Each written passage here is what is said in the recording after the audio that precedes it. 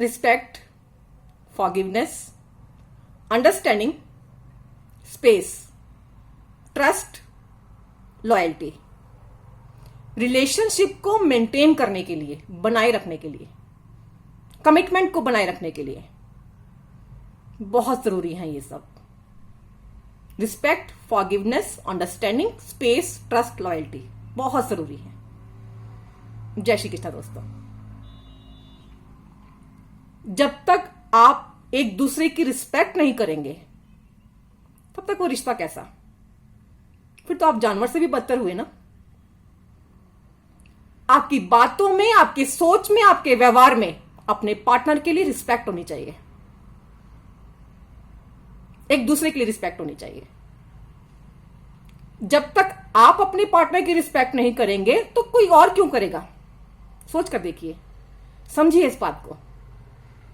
Insult मत कीजिए किसी दूसरे के सामने अपने पार्टनर की, भूल कर भी इंसल्ट मत कीजिए।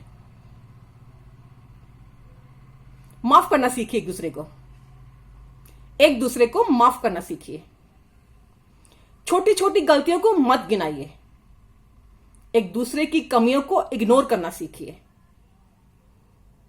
कुछ गलत हो जाए ना तो सबके सामने नहीं, अलग से समझाइए, वो भी ठंडे दिमाग से, दिमाग शांत होने पर। और बार बार पुरानी गलतियों को मत कुरे दिए। पास्ट में हुई गलतियों को बार बार मत गिनाइए, मत कुरे दिए।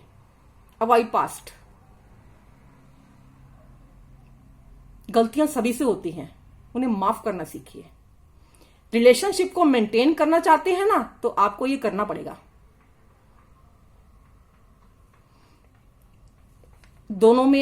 आप दोनों में एक अच्छी समझ होनी चाहिए, सूझबूझ होनी चाहिए, समझदारी होनी चाहिए। अगर आप मेंटेन रखना चाहते हैं अपने रिलेशनशिप को, एक दूसरे को जानना चाहिए, समझना चाहिए, महसूस करना चाहिए एक दूसरे को अंदर से। बिना सामने वाले के बोले, अपने पार्टनर के बोले बिना आप उसकी बात समझ जाएं।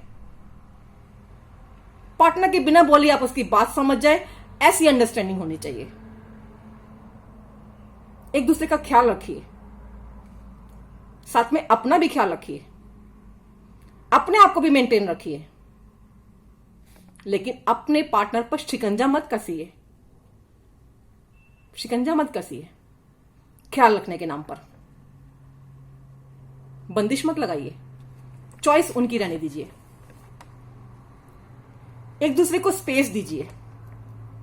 आप दोनों का अपना अपना एक अलग कोना भी होना चाहिए।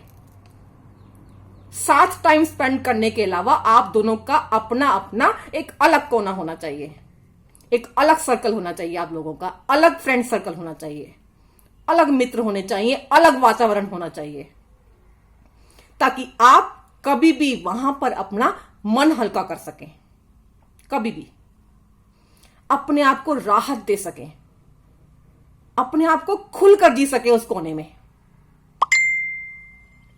आप दोनों का ही अपना अपना एक अलग स्पेस होना चाहिए। खुलकर जी पाएंगे आप तब। एक दूसरे पर विश्वास होना चाहिए, एक दूसरे पर विश्वास होना चाहिए। दूर रहकर भी आपको शक नहीं करना अपने पार्टनर पे। दूर रहकर भी, कितना भी दूर हो आप उनसे, बार बार फोन कॉल्स करके उनको चेक मत कीजिए वो कहां है, क्या कर रहा है, मत कीजिए। बार बार सोशल नेटवर्क पे मत चेक कीजिए उन्हें, कितनी देर तक ऑनलाइन रहा, क्या करता रहा, किससे बात कर रहा, मत करिए।